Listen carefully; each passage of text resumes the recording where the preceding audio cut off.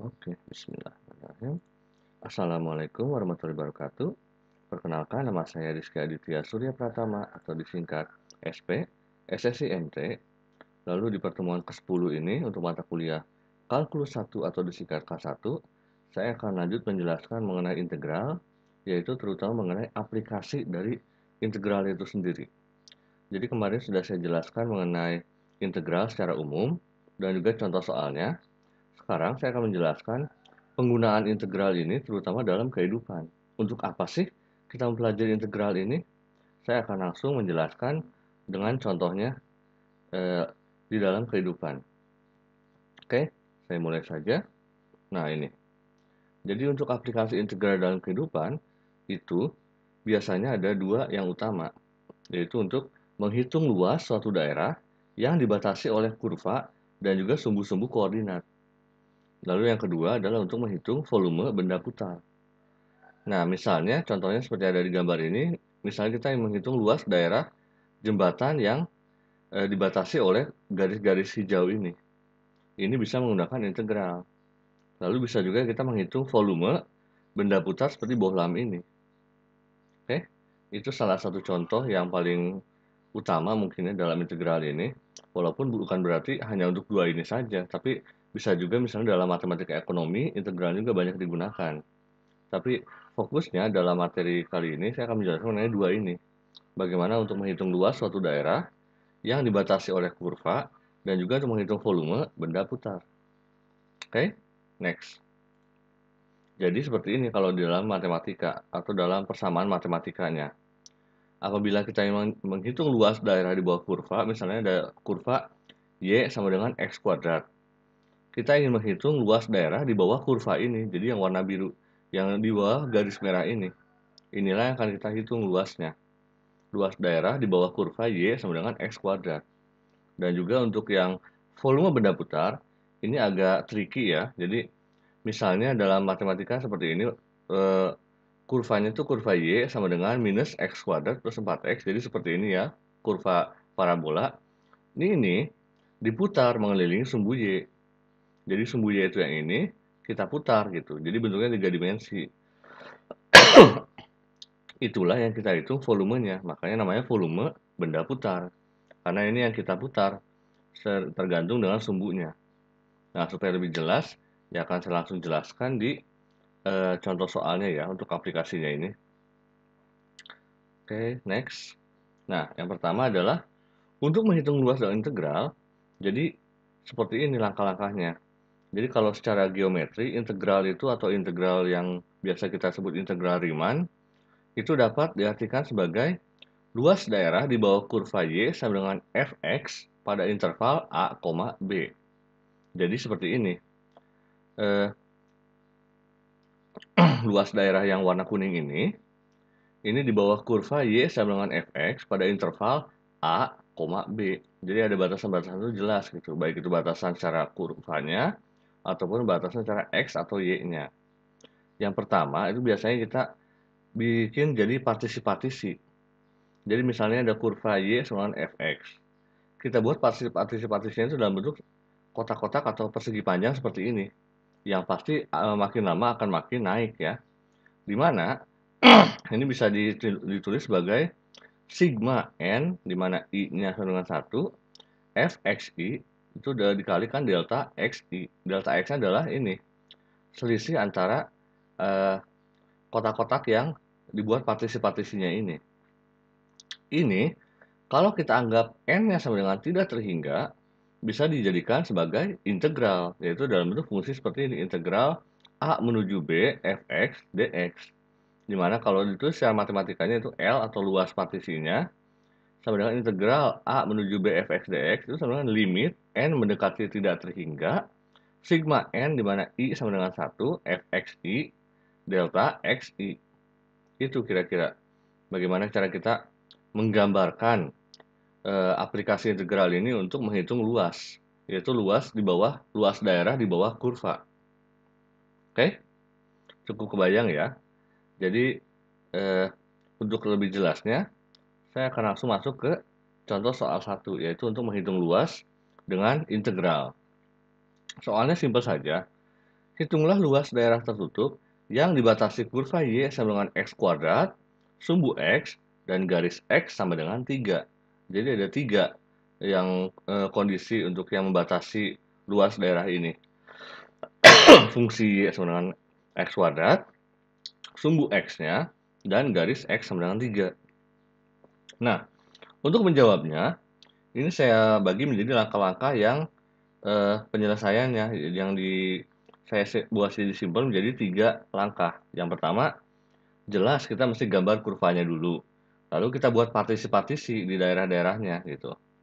Nah, dari partisi tersebut kita perkiraan luasnya, lalu jumlahkan dalam bentuk limit gitu. Nah, barulah setelah dalam bentuk limit kita nyatakan dalam bentuk integral, barulah kita hitung nilainya. Itu kira-kira langkah-langkah utama untuk menghitung luas dengan integral ini.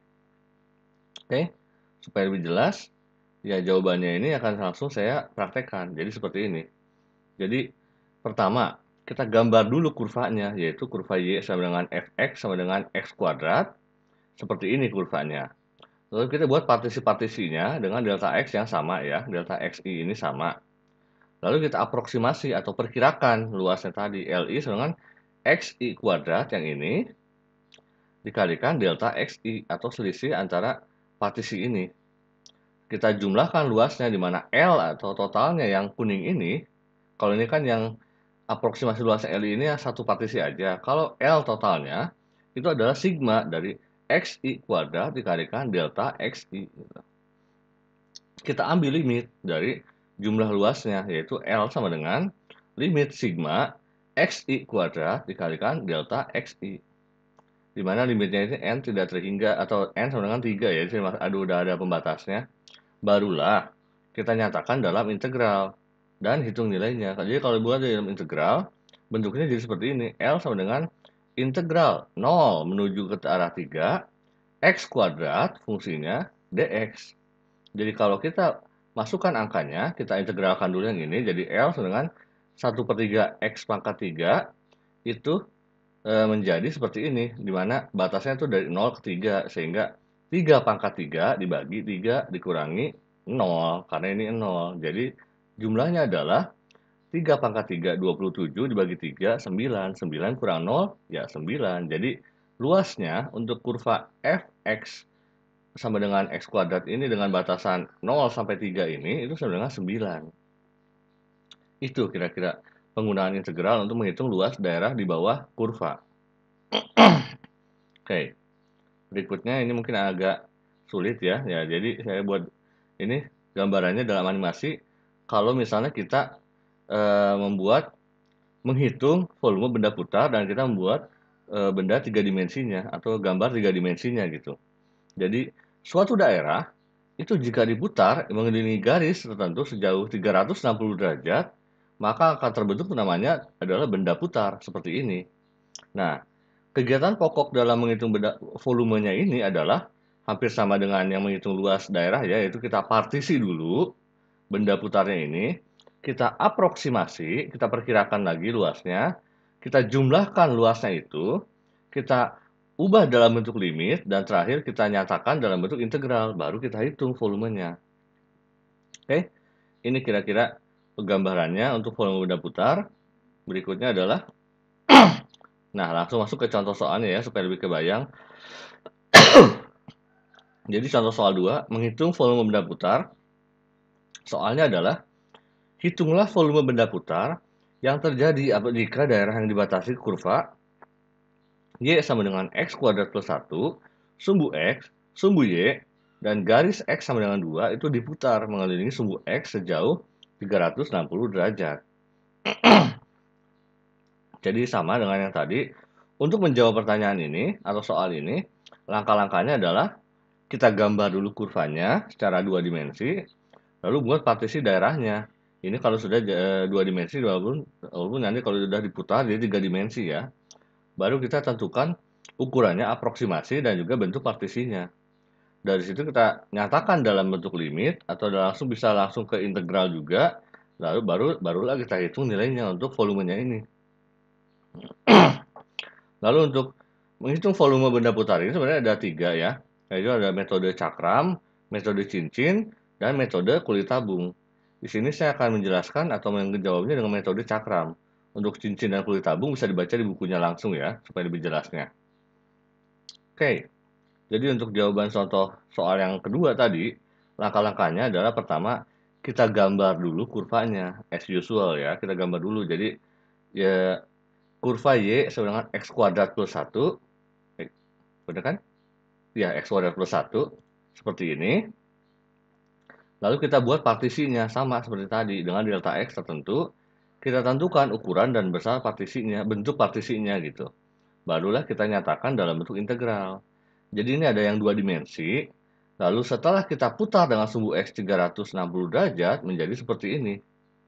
Jadi seperti, ya tiga dimensinya, dengan H-nya adalah delta X, dan jari-jarinya untuk lingkaran ini adalah X kuadrat plus 1 fungsinya. Nah, ini kalau kita nyatakan dalam bentuk integral, itu adalah seperti ini. Pi dikalikan integral 0 menuju 2, Y kuadrat dx, di mana Y-nya itu adalah X kuadrat plus 1. Jadi, V sama dengan Pi dikali 0, integral 0 menuju 2, X kuadrat plus 1, dx, kuadrat dx gitu. Oke? Nah, ini lanjut yang keduanya. Nah, ini yang utamanya. Jadi, kita bikin seperti ini. Jadi setelah dapat tiga dimensinya untuk partisi tadi, kita ubah jadi bentuk seperti cakram. Makanya metode cakram gitu kan. Oke, dengan jari-jarinya R sama dengan X kuadrat plus 1, Fx-nya, dan H-nya adalah delta X. Ini kita masukkan ke yang tadi, V sama dengan Pi integral 0 menuju 2 Y kuadrat dx, lalu V sama dengan Pi integral 0 menuju 2 X kuadrat plus 1 kuadrat dx. Kita masukkan dulu kuadratnya ke sini, V sama dengan V integral 0 menuju 2 X pangkat 4, X kuadrat kali pangkat 2, plus 2X kuadrat plus 1 dx gitu ya. Barulah kita integralkan, keluarkan integralnya. Jadi, Pi dikalikan 1 per 5 X pangkat 5 ditambah 2 per 3 X pangkat 3 ditambah X. Dengan areanya 0 sampai ke 2 gitu. Barulah kita masukkan nilainya. Yang 2 ini Pi dikalikan 2 pangkat 5, 32 bagi 5, 32 per 5, ditambah 16 per 3, ditambah 2, minus 0, karena ini 0 kan. Sama dengan 13, 11 per 15, kalikan Pi. Inilah volume dari si benda putar yang kita cari gitu. Oke? Sekilas seperti rumit sekali, tapi kalau kita breakdown sesuai dengan langkah-langkah yang sudah saya jelaskan tadi, jadinya cukup simple. Ya seperti kita memecahkan puzzle. Kelihatan seperti sulit, tapi kalau kita tahu triknya, kita tahu cara membreakdownnya, itu kita bisa men-solve puzzle tersebut gitu. Oke? Itu kira-kira yang bisa saya jelaskan di materi ini. Terima kasih banyak. Jangan lupa klik like, komen, dan juga subscribe channel saya ini ya. Wassalamualaikum warahmatullahi wabarakatuh.